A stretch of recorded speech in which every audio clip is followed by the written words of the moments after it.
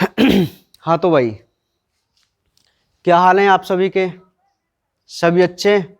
चलिए, तो जैसा कि आप सभी को पता है कि हमारा चैप्टर नंबर 30 कंटिन्यू चल रहा है और इस चैप्टर नंबर 30 में अब तक हमने अपनी मसल्स तक अध्ययन कर लिया, यानी कि मांसपेशी।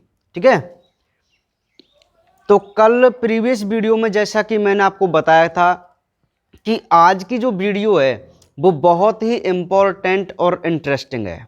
ठीक है, एक बहुत अच्छा टॉपिक आज की हम इस वीडियो में पढ़ने वाले हैं और जिस टॉपिक का नाम है कंकाल पेशी की संरचना।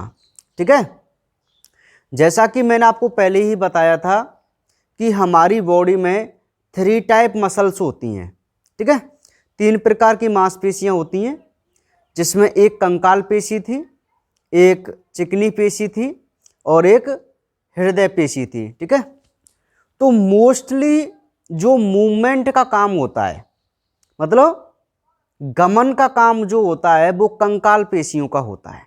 ठीक है, तो हम अब अपनी कंकाल पेशी की संरचना और उसकी मैकेनिज्म को देखेंगे कि आखिर किस प्रकार हमारी मसल्स हमारे मूवमेंट में सहायता करती है।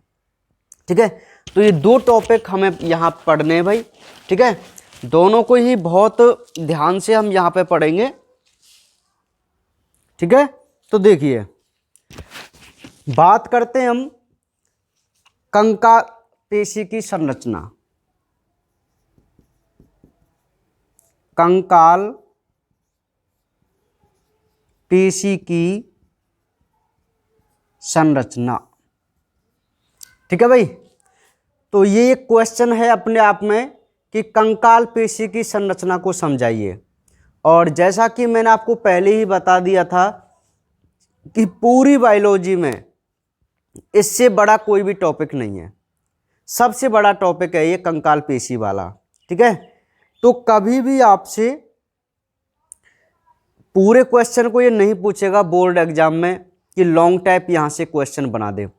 वो एक या तो यहाँ से कोई 1 नंबर का छोटा सा क्वेश्चन या अधिकतम 2 नंबर का क्वेश्चन, यानी कि किसी सब टॉपिक को वो आपके लिए दे सकता है, पूरे टॉपिक को वो कभी भी नहीं देगा। ठीक है, तो किस प्रकार यहाँ से क्वेश्चन बनना है वो मैं आपको सारी बातें बता दूंगा, फिलहाल आप ध्यान से समझते हुए चलिए। तो देखिए भाई, यदि हम कंकाल पेशी की संरचना की बात करें, है ना, तो देखिए इसमें 5 संरचनाएं होती हैं। सबसे पहली है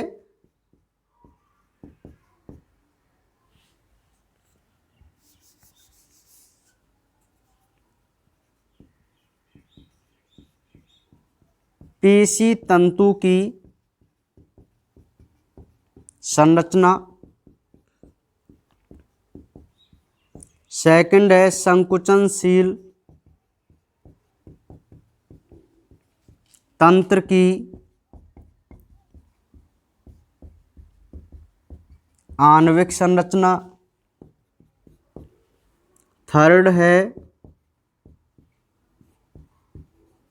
सार्कोट्यूबुलर तंत्र।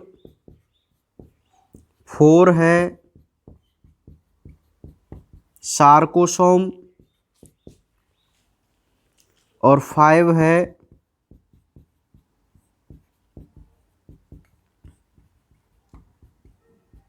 तंत्रिका पेशी संधि। ध्यान से सुनिए भाई, हम बात कर रहे हैं स्केलेटल मसल की, कंकाल पेशी की। तो मैं आपको बता दूं कि जो कंकाल पेशी होती है उसकी स्ट्रक्चर की यदि हम बात करें तो उसके 5 भाग हैं, है ना, यानी कि टोटल हम इसमें 5 सब टॉपिक पढ़ेंगे जिनसे हमारी कंप्लीट स्केलेटल मसल की स्ट्रक्चर होगी। समझ में आ गई बात?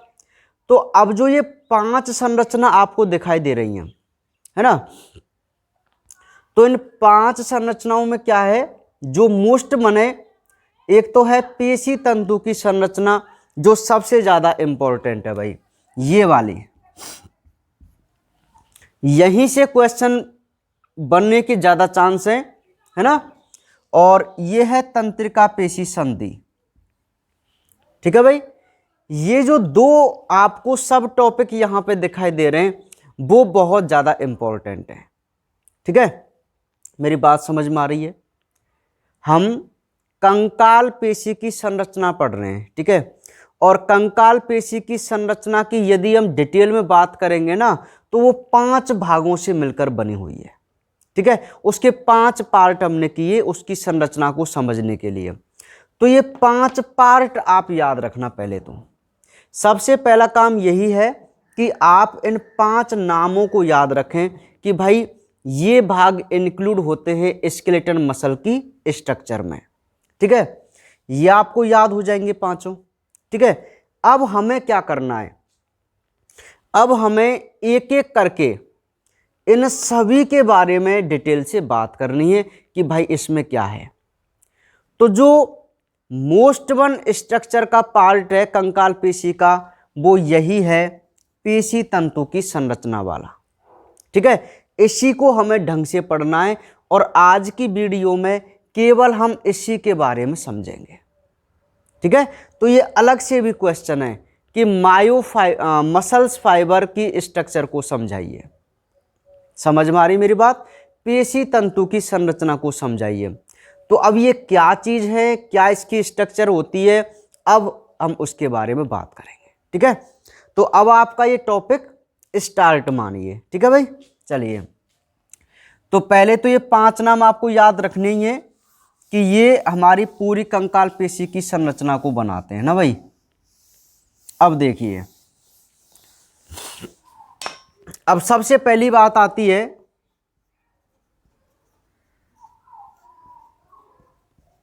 पेशी तंतु की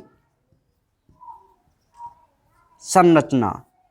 अच्छा, पेशी तंतु को ना हम मसल फाइबर बोलते हैं भाई। क्या बोलते हैं? Muscle fibre. ठीक है, अच्छा इससे पहले एक बात मैं आपको बता देना चाहता हूं। पेशी तंतु की संरचना से पहले कुछ बेसिक नॉलेज, 2-3 पॉइंट जो हमारे सिलेबस में दिए हुए हैं। एक पूरी पेशी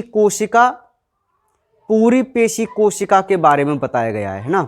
अभी मैं आपको कुछ पॉइंट लिख रहा हूं और उन पॉइंटों का इस पेशी तंतु की संरचना से अभी कोई लेना देना नहीं है ना। समझ रहे ना आप मेरी बात को।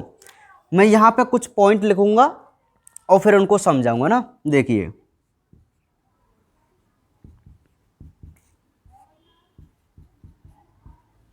पेशी कोशिका ऊतक के चारों ओर एपीमाइसियम का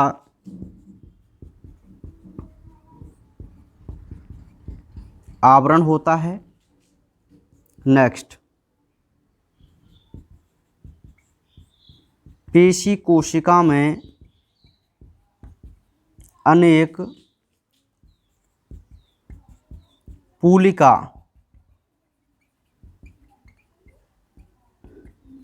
होती हैं जिन पर पेरीमाइसियम का आवरण होता है। नेक्स्ट, पुलिका के अंदर अनेक बेलनाकार पेशी तंतु होते हैं जिन पर एंडोमाइसियम का आवरण होता है। ठीक है, ये आपको 3 पॉइंट दिखाई दे रहे हैं है ना भाई। तो एक बात आप मेरी समझिए कि इस टॉपिक में भी मैं थ्योरी बहुत कम लिखूंगा, और क्योंकि ये कंसेप्चुअल टॉपिक है, कंसेप्ट वाला टॉपिक है, आपको केवल इसके कंसेप्ट समझना है, इसकी हर लाइन समझनी है और जिससे आपको पूरी जो थ्योरी है इसकी वो कंप्लीट हो जाएगी। ठीक है, समझ रहे आप मेरी बात को? हाँ, एक बार आप केवल इसको ध्यान से समझने की कोशिश करना। अच्छा, ये जो मैंने 3 पॉइंट लिखे हैं, ये 3 पॉइंट भी बहुत इंपॉर्टेंट हैं। ये आवरण को लेकर हैं और एक पूरी पेशी कोशिका मैंने ली है, ना कि पेशी तंतु। ठीक है, समझ रहे आप मेरी बात को? ये मैंने लाइन लिखी दी है केवल एक बार। अब मैं इनको एक डायग्राम बनाऊंगा और उनको समझाऊंगा, और उसके साथ में ही हम अपने पेशी तंतु की संरचना को भी लेंगे। मेरी बात समझो, मैं ये कहना चाह रहा हूं कि ये जो पॉइंट है, अब मैं अपने इस टॉपिक के स्टार्ट एक डायग्राम के माध्यम से करूंगा, और उस डायग्राम को समझते समझते हम अपनी पेशी तंतु की संरचना को भी समझेंगे। क्लियर है? ठीक है, अब जो शब्द मैं आपके बोलूंगा ना, वो आपकी सारी चीज आपके पीडीएफ में मिलेंगी। ठीक है, तो वहां से आप थ्योरी तैयार करके उसको आप राइट डाउन करना, मतलब लिख के देखना आप अपने घर पे जैसे है ना। तो देखिए, चलिए अब ध्यान दीजिए।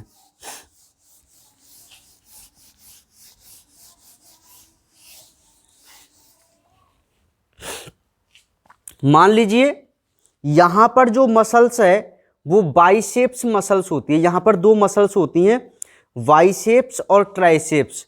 ये होती है ना जिनको आप जिम वगैरह करके बनाते हैं ना कठोर, तो वो हमारी बाइसेप्स और ट्राइसेप्स मसल्स होती हैं जो कठोर होती हैं। समझ रहे हैं आप मेरी बात को? हाँ, ध्यान दीजिए अब मेरी बात को। हाँ, मान लीजिए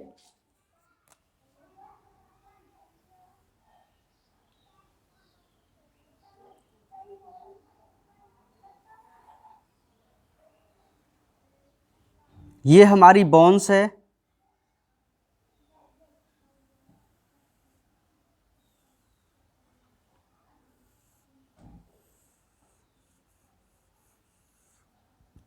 ठीक है। एक सपोज कीजिए ये हमारी अस्थि है ह्यूमरस, ये वाली, और इस ह्यूमरस बोन्स पे क्या होता है मैं आपको बता दूं।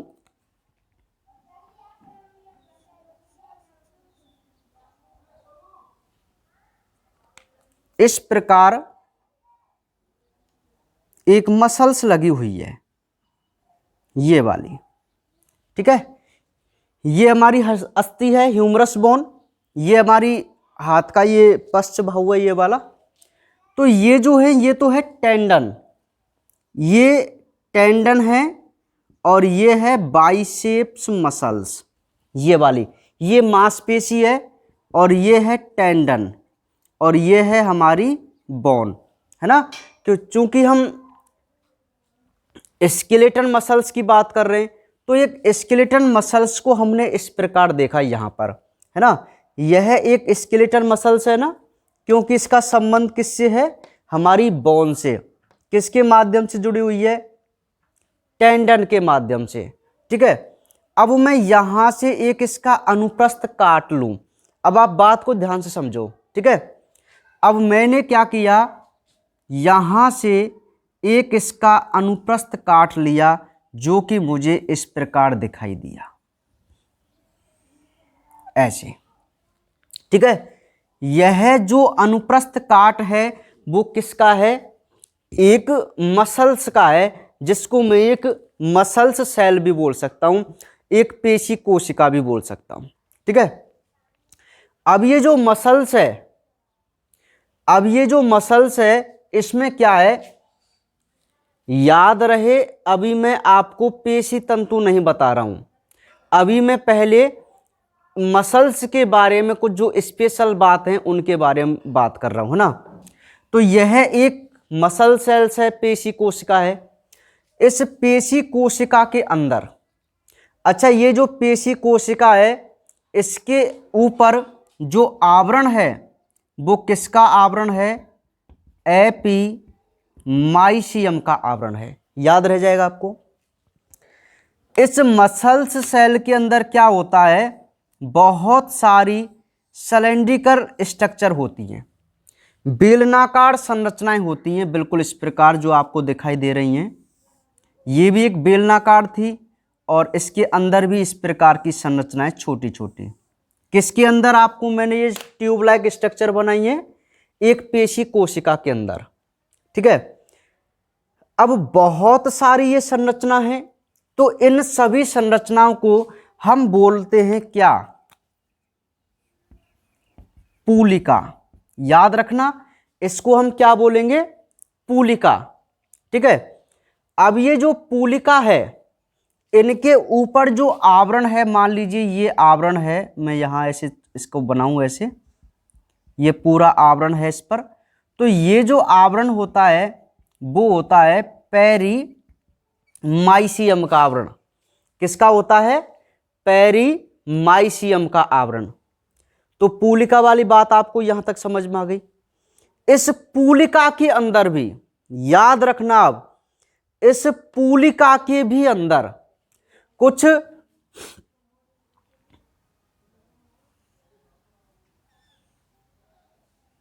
सिलेंड्रिकल स्ट्रक्चर होती हैं, है ना। अब मैं आपको बता दूं, ये तो मैंने जैसे आगे निकाला है, लेकिन वैसे ये क्या रहेंगे? इसके पीछे रहेंगे। मतलब देखो, यहां मैं बना देता हूं राइट, बिल्कुल ये इस प्रकार रहेंगे। इसमें समझ में आ रही मेरी बात? लेकिन मैंने इसको आगे ड्रॉ किया है ताकि आपको क्लियर दिखाई दे। समझ रहे ना? हाँ, तो देखिए, यह एक पेशी कोशिका थी कंप्लीट, और इस पेशी कोशिका के ऊपर किसका आवरण था? एपीमाइसियम का। किसका आवरण था? एपीमाइसियम का। ठीक है, अब ये जो एपीमाइसियम का आवरण है, इसके अंदर बहुत सारी पूलिकाएं होती हैं जो बेलनाकार स्ट्रक्चर में होती हैं, जिनको हम बोलते हैं फेसिकल पूलिका। और इस पूलिका के ऊपर जो आवरण है वो किसका है? पेरीमाइसियम का आवरण है। किसका आवरण है? पेरीमाइसियम का आवरण है। ठीक है, क्लियर है? पेरीमाइसियम का आवरण है ना। अब इन पूलिकाओं के अंदर भी कुछ बेलनाकार संरचनाएं होती हैं, और उन बेलनाकार संरचनाओं को बोला जाता है पेशी तंतु। क्या बोला जाता है? पेशी तंतु। और इन पेशी तंतु के ऊपर भी जो आवरण है, इनके ऊपर भी जो आवरण है, उस आवरण को बोला जाता है एंडोमाइसियम का आवरण। क्या बोला जाता है? एंडोमाइसियम का आवरण। और बात क्या है कि इसके भी अंदर, किसके अंदर? पेशी तंतु के अंदर भी, पेशी तंतु के भी अंदर एक और छोटी सी बेलनाकार संरचना होती है। समझ में आ रही है आपको मेरी बातें? और छोटी बेलनाकार संरचना होती है, और इस बेलनाकार संरचना का जो नाम है वो है पेशी तंतुक। क्या नाम है? पेशी तंतुक। और ये जो मायोफाइब्रिल्स हैं, जिसको हम हिंदी में पेशी तंतुक बोलते हैं, यह हमारी मसल्स की सबसे इंपॉर्टेंट स्ट्रक्चर है जो मूवमेंट कराने का काम करती है। समझ में आ रही है आपको मेरी बात? मैं आपसे क्या कहना चाह रहा हूं, मैंने आपके सामने जो ये डायग्राम बनाया है, ये जो डायग्राम आपको दिख रहा है, यह डायग्राम हमारी एक मसल्स के बारे में है ना भाई। हमें सबसे पहले अपनी मसल्स के बारे में जानना चाहिए। तो मैं आपको बता दूं एक बार, मान लीजिए मैंने एक बाइसेप्स मसल्स का अनुप्रस्थ काट लिया, है ना। तो बाइसेप्स कोई सी भी मसल्स हो, स्केलेटन में सभी में यही स्ट्रक्चर होगी। तो ये मैंने सबसे पहले एक बाहरी भाग, जिसको मैं एक मसल सेल बोल सकता हूं, है ना, यह एक कंप्लीट पेशी कोशिका थी। तो आपके माइंड में ना ये कंसेप्ट पूरा क्लियर होना चाहिए कि एक मसल्स सेल में उसमें क्या क्या है ना।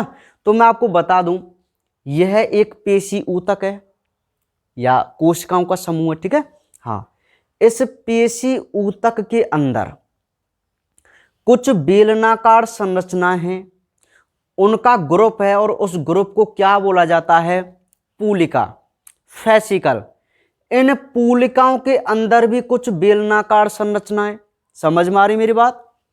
इन पूलिकाओं के अंदर भी कुछ बेलनाकार संरचनाएं, तो इन संरचनाओं को आप क्या बोलेंगे? पेशी तंतु। क्या बोलेंगे? पेशी तंतु। और इन पेशी तंतुओं के भी अंदर और बेलनाकार संरचनाएं, जिनको हम क्या बोलते हैं? पेशी तंतुक बोलते हैं। क्या बोलते हैं?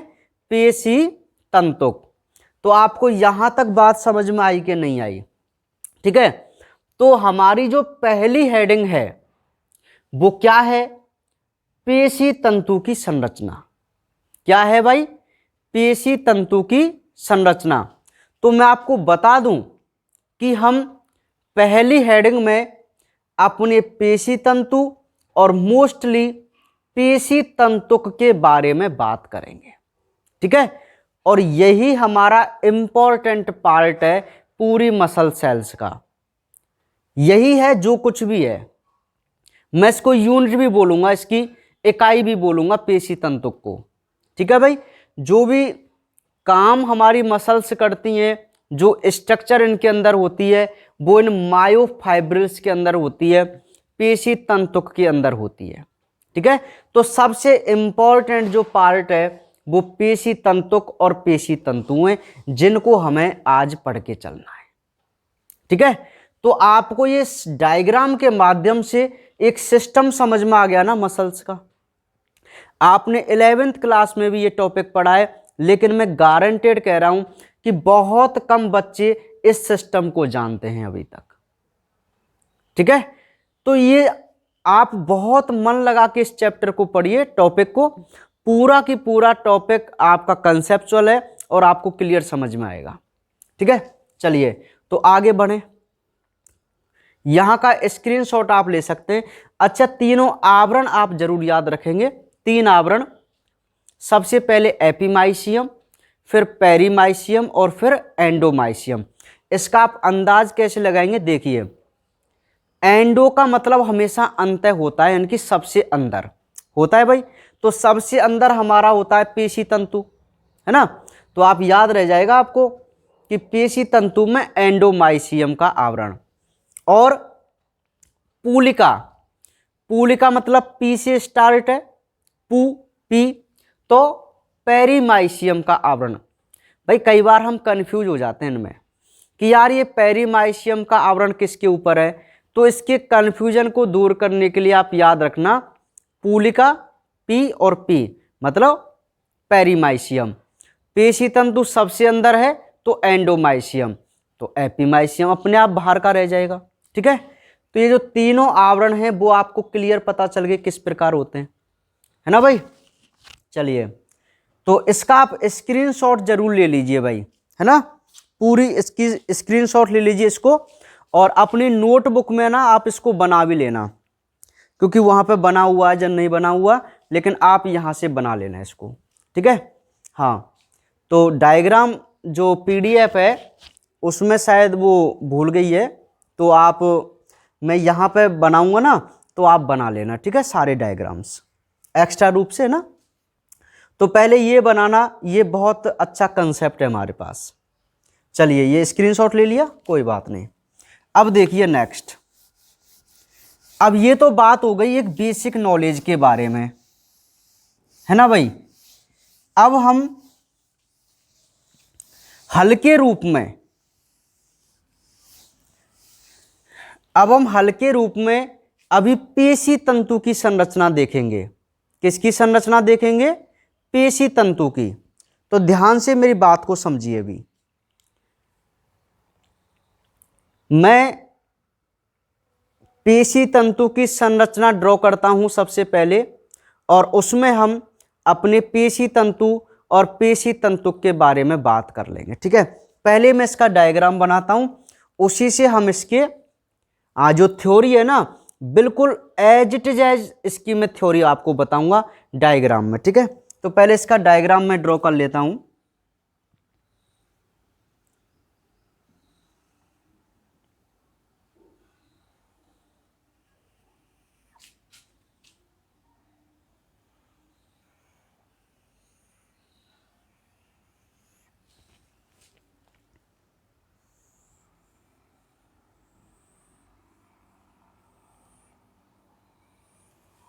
देखिए भाई,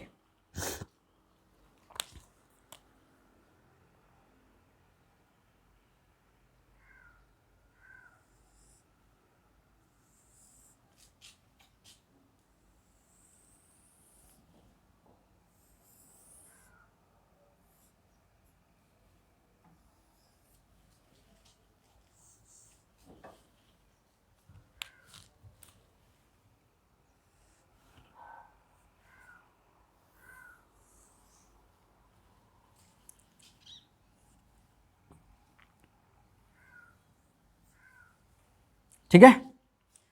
अच्छा, ये जो आपके सामने एक डायग्राम मैंने बनाया है, यह तो है पेशी तंतु जो ब्लैक कलर में है, जिसको मैं बोलता हूं मसल फाइबर।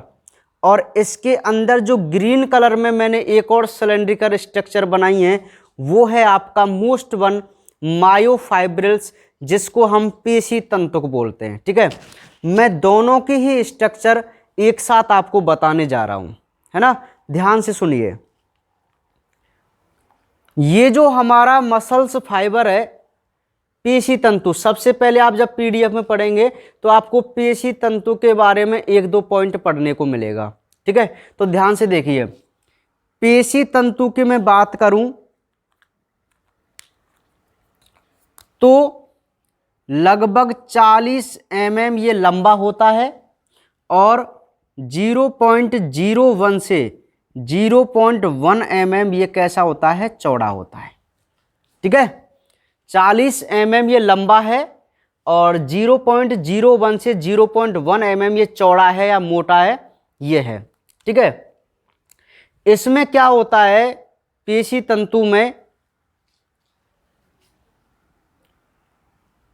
अब ये तो इसकी लंबाई चौड़ाई हो गई। अब पेशी तंतु में जो कुछ अच्छा, मैं आपको एक बात बता दूं कि एक हमारी जनरल सेल मतलब सामान्य कोशिका और एक हमारी मसल सेल, इन दोनों के कुछ ऑर्गेनलेस में, अंगक में बहुत डिफरेंट होता है उनके नामों में, और वही डिफरेंट नाम हमसे पूछ लिए जाते हैं। अब वही डिफरेंट नाम के कुछ लाइन है हमारे पास, जो आपकी पीडीएफ में भी है, मैं आपको बता रहा हूं, ध्यान दीजिए कि पेशी तंतु का जो आवरण है, बात समझो, यह एक प्रकार की कोशिकाई है जिसको मैं मसल सेल बोल सकता हूं। ठीक है, तो सुनिए, पेशी तंतु का जो आवरण है, इस आवरण को हम सार्कोलेमा का आवरण बोलते हैं। क्या बोलते हैं, सार्कोलेमा। जबकि यदि ये कोई जनरल सेल होती, एक सामान्य कोशिका होती, तो मैं इसके आवरण को प्लाज्मा मेम्ब्रेन बोलता। याद है ना आपको, प्लाज्मा झिल्ली बोलते हैं हम, सबसे बाहर की जो लेयर है। लेकिन ये मसल सेल है तो इसके ऊपर के आवरण को हम प्लाज्मा मेम्ब्रेन नहीं बोलते कभी भी, क्या बोलते हैं, सार्कोलेमा बोलते हैं। क्या बोलते हैं भाई, सार्कोलेमा। ठीक है, समझ में आ गई बात, सार्कोलेमा। ये जो पेशी तंतु है वो अंदर की तरफ इस प्रकार धसा हुआ रहता है, इसका सार्कोलेमा। अब ये जो धसा हुआ पार्ट है ना, ये बहुत इंपॉर्टेंट है इसके लिए। मैं आगे के टॉपिक में आपको बताऊंगा कि ये क्यों इंपॉर्टेंट है। ठीक है, हाँ, तो पहला पॉइंट आपको याद हुआ कि जो पेशी तंतु है उसके ऊपर का जो आवरण है, उस आवरण को हम क्या बोलते हैं, सार्कोलेमा बोलते हैं। क्या बोलते हैं भाई, सार्कोलेमा। ठीक है, नेक्स्ट पॉइंट,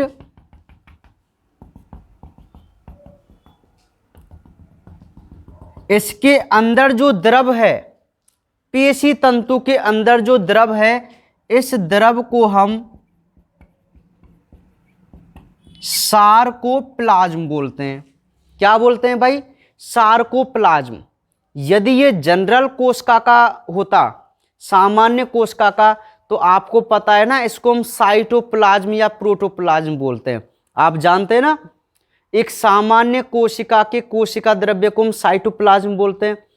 लेकिन इस साइटोप्लाज्म को, यदि ये मसल सेल का है तो हम इसे क्या बोलेंगे, सार्कोप्लाज्म बोलेंगे। तो दो नाम आपको समझ में आ गए कि आवरण को सार्कोलेमा और द्रव्य को सार्कोप्लाज्म। हम क्या पढ़ रहे हैं, हम पेशी तंतु की संरचना पढ़ रहे हैं, ठीक है। और पेशी तंतु के अंदर ये क्या है, पेशी तंतुक। और मैंने आपसे कहा था कि ये सबसे ज्यादा इंपॉर्टेंट है पेशी तंतुक, ठीक है। तो देखिए, सबसे बाहर के आवरण को सार्कोलेमा, और इसके जो अंदर जो द्रव्य होता है इसको हम क्या बोलते हैं, सार्कोप्लाज्म बोलते हैं। क्या बोलते हैं भाई, सार्कोप्लाज्म, ठीक है। अब नेक्स्ट, इसके अंदर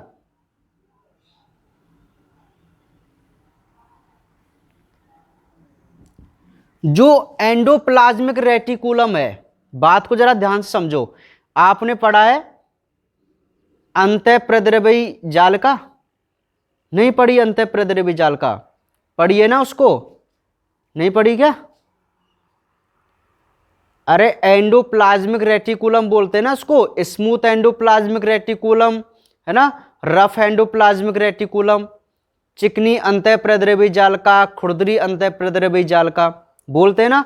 तो इस पेशी तंतु के अंदर जो रेटिकुलम है उसको हम एंडोप्लाज्मिक रेटिकुलम ना बोलकर इसको बोलते हैं सार्कोप्लाज्मिक रेटिकुलम। क्या बोलते हैं इसको, सार्कोप्लाज्मिक रेटिकुलम, ठीक है। और इसके अंदर के जो माइटोकॉन्ड्रिया हैं, माइटोकॉन्ड्रिया जो कि जनरल कोशिका से बड़े आकार में होते हैं, इनको बोला जाता है सार्कोसोम्स। क्या बोला जाता है, सार्कोसोम्स, ठीक है। तो मैं आपको एक बात बता दूं भाई भक्तजनों, ध्यान से सुनिए कि जब आप पेशी तंतु की संरचना पढ़ेंगे तो उस पेशी तंतु की संरचना में आपको पहले लंबाई चौड़ाई दी हुई है, कितनी लंबाई इतनी चौड़ाई होती है, और इसमें इसका जो आवरण है उसे हम सार्कोलेमा बोलते हैं, इसके अंदर जो द्रव्य है उसे हम सार्कोप्लाज्म बोलते हैं, इसमें जो रेटिकुलम है उसे सार्कोप्लाज्मिक रेटिकुलम कहा जाता है, और इसके जो माइटोकॉन्ड्रिया हैं जो कि अन्य कोशिका के माइटोकॉन्ड्रिया से बड़े होते हैं उन्हें हम सार्कोसोम्स कहते हैं। और इनमें असंख्य छोटे छोटे और बेलनाकार संरचनाएं होती हैं जिन्हें हम पेशी तंतुक कहते हैं। क्या कहते हैं, पेशी तंतुक, ठीक है। तो आप मुझे बताइए आपको यहां तक बात समझ में आई कि नहीं आई, है ना। ये सिस्टम आपको पता चला कि नहीं पता चला कि भाई आखिर ये क्या चीज है, क्लियर। तो पेशी तंतु का मामला तो हो गया खत्म, ठीक है। अब हम हल्की सी अपनी बात करेंगे पेशी तंतुक के बारे में। किसके बारे में बात करेंगे, पेशी तंतुक के बारे में अब हम बात करेंगे। तो ये स्ट्रक्चर आपको पता चल गई किस प्रकार है, ये पेशी तंतु है और इसके अंदर क्या है, पेशी तंतुक। क्या है भाई, पेशी तंतुक। समझ रहे आप मेरी बात को, ठीक है। चलिए, तो ये सारी चीजें आपको याद रह जाएंगी, नहीं रह जाएंगी, कोई दिक्कत नहीं है यहां तक, है ना। तो मैं, अच्छा आप इसको भी एक बार बनाते हुए चलिए, क्योंकि हर चीज को आप बनाएंगे ना तब आपका ये पूरा कंसेप्ट क्लियर हो पाएगा। हर डायग्राम को आप साथ साथ बनाते चलिए ना। इसका आप स्क्रीनशॉट ले लीजिए,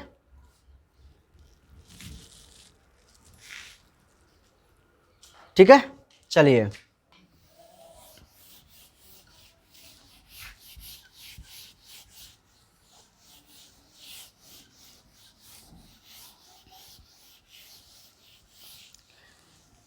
तो अभी पेशी तंतु की संरचना ही चल रही है। तो मैं आपको बता दूं कि जब भी हम मसल फाइबर की स्ट्रक्चर पढ़ते हैं तो उसके दो टॉपिक हमारे लिए होते हैं। कुछ बातें तो मसल फाइबर के बारे में हमको बतानी है, और कुछ बातें जो हमको बतानी है वो बतानी है मायोफाइब्रिल्स के बारे में, यानी कि पेशी तंतुक के बारे में, ठीक है। तो पेशी तंतु में तो आपको यही 3-4 पॉइंट बताने थे कि इसमें कौन कौन से भाग हैं, और उसमें जिक्र आया था पेशी तंतुक का। तो अब जो मोस्ट वन स्ट्रक्चर है आपके सामने जो कि इंपॉर्टेंट है, वो है पेशी तंतुक की संरचना। किसकी संरचना? पेशी तंतुक की संरचना। समझ में आ रही मेरी बात? हाँ, तो देखिए अब हम यहां पे बात करते हैं अपनी पेशी तंतुक की संरचना के बारे में। तो ये छोटा सा हम एक बनाते हैं भाई। ये हमारे पास क्या है? एक पेशी तंतुक है। थोड़ा टेढ़ा हो जाता है ये ना।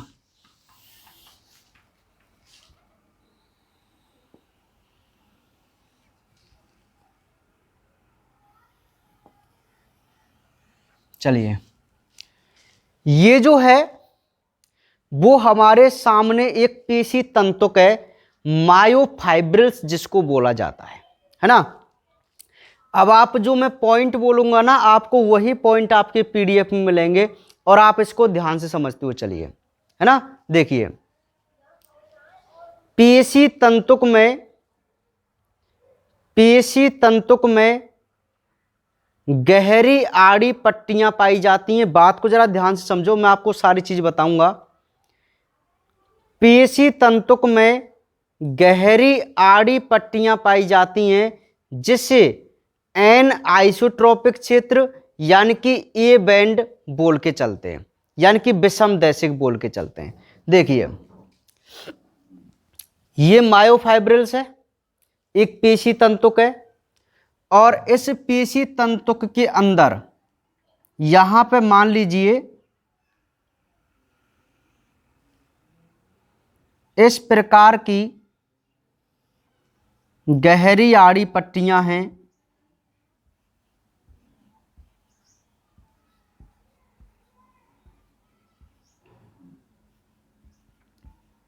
ठीक है भाई, बात समझो। मायोफाइब्रिल्स के अंदर गहरी आड़ी पट्टियां होती हैं। इन पट्टियों को हम, या इस क्षेत्र को हम ए बैंड या ए क्षेत्र बोलते हैं। ठीक है, तो ए बैंड किसको बोला जाता है? जहां पर गहरी आड़ी पट्टियां हो, है ना। और एक स्थान पर कुछ हल्की पट्टियां होती हैं। हल्की पट्टियां मतलब जो सामान्य आंखों से दिखाई नहीं देती, हम उसे आई बैंड बोलते हैं। क्या बोलते हैं भाई? I band. देखो एक बात जरा ध्यान समझिए, ये आपके सामने एक मायोफाइब्रिल्स है, ये पेशी तंतुक है। क्लियर? अच्छा, तो जो पेशी तंतुक होता है ना, पेशी तंतुक है, तो इस पेशी तंतुक में क्या होता है कि ये जो एक, यदि हम पेशी तंतुक को देखें तो उसमें हमें कुछ गहरी आड़ी पट्टियां दिखाई देती हैं। तो आप याद रखना, जो गहरी आड़ी पट्टियों वाला क्षेत्र होता है उसे हम ए क्षेत्र यानी कि ए बैंड बोल के चलते हैं, एन आइसोट्रोपिक बैंड बोल के चलते हैं। ठीक है, और जहां पर हल्की पट्टियां होती हैं उसे हम आई बैंड बोलते हैं। तो आप पहले तो ये क्लियर कीजिए कि आप ए बैंड और आई बैंड के बारे में क्या समझे। आपको ज्यादा दिमाग नहीं लगाना है, इतना याद रखिए कि यदि मायोफाइब्रिल्स में जिस स्थान पर गहरी आड़ी पट्टियां दिखाई दें वो स्थान तो है ए बैंड, और जहां पर हल्की पट्टियां दिखाई दें जो हमें दिखती नहीं है उन्हें बोला जाता है आई बैंड। ठीक है, तो इस डायग्राम में आप देखिए, यहां पे आपको मैंने पट्टियां शो की हैं, गहरी आड़ी पट्टियां। तो आप इस क्षेत्र को, यहां से यहां तक के क्षेत्र को क्या बोलेंगे बताओ? आप बोलेंगे इसको ए क्षेत्र। यहां कुछ भी नहीं दिख रहा, यहां कुछ भी नहीं दिख रहा, तो यहां पे कैसी पट्टियां होंगी? हल्के रंग की पट्टियां होंगी जो हमें दिखाई नहीं देती। तो इस क्षेत्र को आप क्या बोलेंगे बताओ? आई बैंड आप इसको बोलेंगे। क्या बोलेंगे? आई बैंड, मतलब आइसोट्रोपिक। तो ये बैंड के बारे में आपको पता चल गई बात कि ए बैंड किसे कहते हैं और आई बैंड किसे कहते हैं, सिंपल सी बात है। अब हम ए बैंड के बारे में और बात करते हैं। ध्यान से देखिए कि ए बैंड के मध्य में, ये पूरा यहां से यहां तक का ए बैंड है, इसके मध्य में एक हल्का क्षेत्र होता है ना।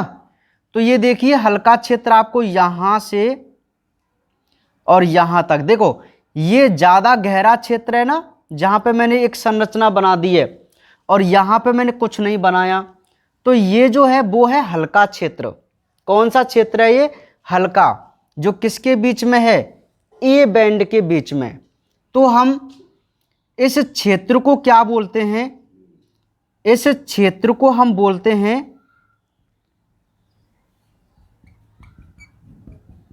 एच क्षेत्र। क्या बोलते हैं भाई? एच क्षेत्र। और इस एच क्षेत्र के भी बीच में एक प्रोटीन की लाइन होती है और इस प्रोटीन को बोला जाता है एम प्रोटीन। क्या बोला जाता है? एम प्रोटीन की लाइन, यानी कि एम रेखा। ठीक है, तो ए बैंड के बारे में बात को जरा ध्यान से समझो। ए बैंड के बारे में जो 3 पॉइंट आपके पीडीएफ में है, नोट्सों में है, वो आप समझ में आए कि नहीं आए? आपको कैसे समझ में आए? ध्यान से देखिए कि भाई पेशी तंतुक में गहरी आड़ी पट्टियों वाले क्षेत्र को हम ए क्षेत्र कहते हैं और इस क्षेत्र के मध्य जो हल्का क्षेत्र है उसे हम एच क्षेत्र कहते हैं। और एच क्षेत्र के बिटवीन भी एक लाइन होती है जिसे हम एम लाइन बोलते हैं। एम लाइन, मैं इसका नाम एम लाइन लिख देता हूं डायरेक्ट, है ना। क्या बोलते हैं इसको? M line. तो ये ए बैंड आपको क्लियर समझ में आ गया। दूसरी तरफ यदि हम बात करें तो आई बैंड के बिटवीन, अच्छा आई बैंड कौन सा क्षेत्र है? जहां पर हल्की पट्टियां पाई जाती हैं। क्लियर? तो मान लीजिए इस आई बैंड के बिटवीन लाइन पाई जाती हैं और इन लाइनों को बोला जाता है Z line. Most one line है ये, जिनको हम बोलते हैं जेड लाइन। और बहुत ही अच्छी तरीके से आप याद रखिए कि 2 जेड लाइनों के बीच की जो दूरी होती है उसे हम सार्कोमियर बोलते हैं। क्या बोलते हैं? सार्कोमियर। ठीक है, ये बहुत इंपॉर्टेंट बात मैंने आज आपको बता दी है। ध्यान से देखिए, हम क्या पढ़ रहे हैं? हम वैसे तो मसल फाइबर पढ़ रहे हैं, लेकिन मसल फाइबर के अंदर कुछ और सिलेंड्रिकल स्ट्रक्चर थी जिनको हम क्या बोलते हैं? मायोफाइब्रिल्स, यानी कि पेशी तंतुक। तो पेशी तंतुक की जब हम संरचना की बात करेंगे ना, तो हम उस संरचना में इस डायग्राम की बातें ही लिखेंगे। अब एक बार जरा ध्यान से समझो। इस डायग्राम के अकॉर्डिंग मैं मायोफाइब्रिल्स की स्ट्रक्चर आपको बताने जा रहा हूं, है ना। देखिए, प्रत्येक पेशी तंतुक में गहरी आड़ी पट्टियां पाई जाती हैं जिसे हम एन आइसोट्रोपिक यानी कि ए बैंड बोलते हैं। क्लियर बात? पहला पॉइंट तो आपको ये समझ में भी आ गया डायग्राम में कि यहां से यहां तक हमें कुछ इस प्रकार की पट्टियां दिखाई दे रही हैं। तो इस क्षेत्र को हम कौन सा क्षेत्र बोलेंगे? ए क्षेत्र बोलेंगे, है ना। इस ए क्षेत्र के मध्य कुछ हल्का क्षेत्र होता है, मतलब जो गहरी आड़ी पट्टियां हैं इनके बीच में कुछ हल्का कम गहरा क्षेत्र होता है जिसे हम एच क्षेत्र बोलते हैं। और एच क्षेत्र के बीच में एक लाइन होती है जिसे हम एम लाइन बोलते हैं। तो ये 3 पॉइंट तो ए बैंड से हैं। दूसरी तरफ इसमें कुछ हल्की पट्टियां पाई जाती हैं और हल्की पट्टियों वाले क्षेत्र को आप क्या बोलेंगे? I band. क्या बोलेंगे भाई? I band.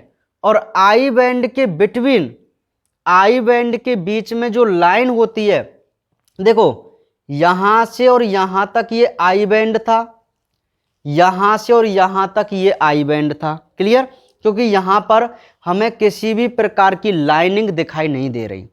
तो हम ये बोलते हैं कि यहाँ पे कुछ हल्की पट्टियाँ होती हैं जो इलेक्ट्रॉन माइक्रोस्कोप से ही दिखाई देती हैं। ठीक है, तो हल्की पट्टियों वाले क्षेत्र को हम आई बैंड बोलते हैं। क्या बोलते हैं? I band. और आई बैंड के बीच में जो लाइन है उस लाइन को क्या बोला जाता है? Z line. क्या बोला जाता है? Z line. और फिर एक नीट के पॉइंट ऑफ व्यू से, हर कंपटीशन एग्जाम के पॉइंट ऑफ व्यू से एक क्वेश्चन बनता है कि सार्कोमियर क्या है। सार्कोमियर क्या है? तो मैं आपको बता दूं कि दो जेड लाइनों के, अच्छा एक तो ये रही जेड लाइन, एक ये रही जेड लाइन, तो इन्हें दो जेड लाइनों के बीच की जो दूरी है, या मैं ये कहूं कि यहां से लेकर यहां तक की पूरी जो ये संरचना आपको दिखाई दे रही है, जिसमें हाफ हाफ आई बैंड और पूरा ए बैंड इंक्लूड है, उस टोटल स्ट्रक्चर को हम सार्कोमियर बोलते हैं। क्या बोलते हैं? सार्कोमियर। तो आपको ये चीज बहुत अच्छी तरीके से याद रखनी है कि सार्कोमियर क्या है। तो distance between two lines known as sarcomere, है ना। दो जेड लाइनों के बीच की दूरी को हम क्या बोलते हैं? सार्कोमियर बोलते हैं। क्या बोलते हैं भाई? सार्कोमियर। तो ये जो सार्कोमियर है वही हमारे पेशी संकुचन की यूनिट है। अब क्वेश्चन यदि आ जाए कि पेशी जो कार्य करती हैं या पेशी संकुचन की जो क्रिया होती है उसकी यूनिट क्या है, इकाई क्या है, तो वो सार्कोमियर है। अर्थात जो पेशियों की क्रिया विधि के लिए रेस्पॉन्सिबल है वो कौन सी संरचना है? सार्कोमियर। यह एक ऐसी संरचना है जो मसल्स में मूवमेंट कराने का काम करेगी। ठीक है, तो इसीलिए हम सार्कोमियर को इसकी यूनिट बोलते हैं भाई, मसल्स की, पेशी संकुचन की। ठीक है, तो ये जो हमारी संरचना है वो कंप्लीट है पेशी तंतु की संरचना। किसकी संरचना कंप्लीट है? पेशी तंतु की। तो मैं आपको एक बार फिर रिवाइज करा देता हूं कि पेशी तंतु में आप सबसे पहले उसकी लंबाई चौड़ाई बताकर फिर आप उसके डिफरेंट पार्ट बताएंगे, है ना। जैसे आवरण सार्कोलेमा, द्रव्य है सार्कोप्लाज्म, एंडोप्लाज्मिक रेटिकुलम है सार्कोप्लाज्मिक रेटिकुलम, और माइटोकॉन्ड्रिया है सार्कोसोम्स। ऐसे बताकर आप लिखेंगे कि इसमें असंख्य बेलनाकार पेशी तंतुक होते हैं। क्लियर? फिर आप पेशी तंतुक के बारे में लिखेंगे तो आपको ये क्षेत्र वाली बातें ही लिखनी है। तो मैं आशा करता हूं आप इस डायग्राम को बनाएं और इस डायग्राम से ही आपको इसकी पूरी थ्योरी कंप्लीट है। देखो कैसे कि पेशी तंतुक में गहरी आड़ी पट्टियां होती हैं उसे हम ए क्षेत्र कहते हैं, और जहां हल्की पट्टियां होती हैं उसे हम आई क्षेत्र बोलते हैं। तो ए बैंड और आई बैंड के बारे में आपको पता चल गया क्या है। जहां पट्टियां दिख रही हैं वो ए बैंड, जहां नहीं दिख रही वो I band. Clear? A band के बीच का भाग एच क्षेत्र, और एच क्षेत्र के बीच में भी जो लाइन है वो एम लाइन। क्लियर? और आई बैंड के बीच में जो लाइन है वो दो जेड लाइन, और जब दो जेड लाइन आपके सामने पास हैं तो दो जेड लाइनों की बीच की जो दूरी है वो क्या कहलाएगी? सार्कोमियर कहलाएगी। क्लियर भाई? तो ये भैया स्ट्रक्चर है पेशी तंतुक की। ठीक है, यदि आपको ये बात समझ में आ गई तो आपको पेशी संरचना और क्रिया विधि में कोई दिक्कत नहीं आएगी। ठीक है, अब कल ये जो पूरा चैप्टर है आपका वो कंप्लीट हो जाएगा, और कल ही इसको हम एक बार फिर देखेंगे, क्योंकि हमारे पास जो अगले कंसेप्ट है ना वो इसी पर टिके हुए हैं, और फिर इसका एक बार कल और डायग्राम बनाएंगे और फिर आपको और समझाएंगे इसको। ठीक है, तो आज के लिए केवल इतना ही, बाकी बातें करेंगे कल। इसका भी स्क्रीनशॉट आप ले लीजिए ना, और तीनों ही चित्रों को आप बना भी लेना भाई। समझ में आ रही है मेरी बात? सभी चित्रों को आप बना लेना है ना।